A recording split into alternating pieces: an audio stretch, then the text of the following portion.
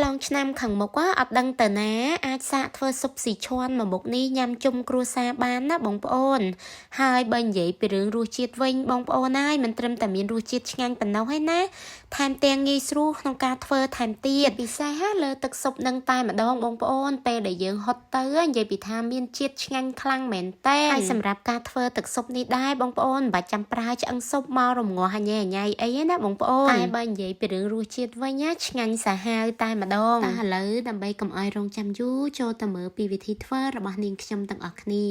ជាដំបូងនាងខ្ញុំបានដាក់ឆ្នាំងខ្ទះទុកឲ្យក្តៅរួចនាងខ្ញុំបានយកដុំស៊ុបស៊ីឈាន់មួយដុំយកមកដាក់រំលាយ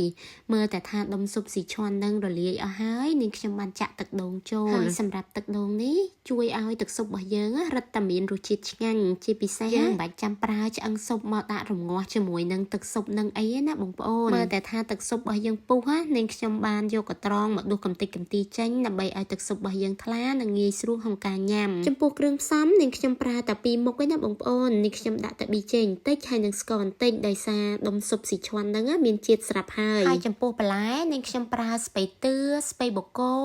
ផ្សិតម្ជុលផ្សិតអំបោះផ្សិតច្បើជាមួយនឹងទឹកគួនណាបងប្អូនតែបើបងប្អូនចូលចិត្តបន្លែអីផ្សេងអាចដាក់បានតាមការចូលចិត្តសម្រាប់សាច់ថ្ងៃនេះនាងខ្ញុំមានតែសាច់គោជាមួយនឹងឈាមឯណាបងប្អូនតែបើបងប្អូនចង់បន្ថែមពុះគោឬក៏ប្រហិតអីទៀតគឺរឹតតែពិសេសហ្មងប៉ុន្តែថ្ងៃនេះនាងខ្ញុំអត់បានចាញ់ទៅផ្សារណាបងប្អូនអញ្ចឹងនៅក្នុងទូមានអីគឺនាងខ្ញុំដាក់នឹងតែម្ដងហើយសម្រាប់ស៊ុបស៊ីឈាន់នេះដែរគឺយើងមិនអាចខ្វះបានទេណាបងប្អូនគឺទឹកដោះគោស្រស់នឹងតែម្ដងដើម្បីឲ្យស៊ុបរបស់យើងនឹងរឹតតែមានរសជាតិឆ្ងាញ់ចំណែកទឹកជ្រលក់ថ្ងៃនេះនាងខ្ញុំប្រើទឹកត្រីបុកបងប្អូនរសជាតិរៀងជូរហឹរប្រៃផ្អែមពេលដែលញ៉ាំជាមួយនឹងស៊ុបស៊ីឈាន់នឹងទៅវាអត់តលាន់ណាបងប្អូនចាឥឡូវការបង្ហាញពីរបៀបធ្វើស៊ុបស៊ីឈាន់របស់នាងខ្ញុំថ្ងៃនេះ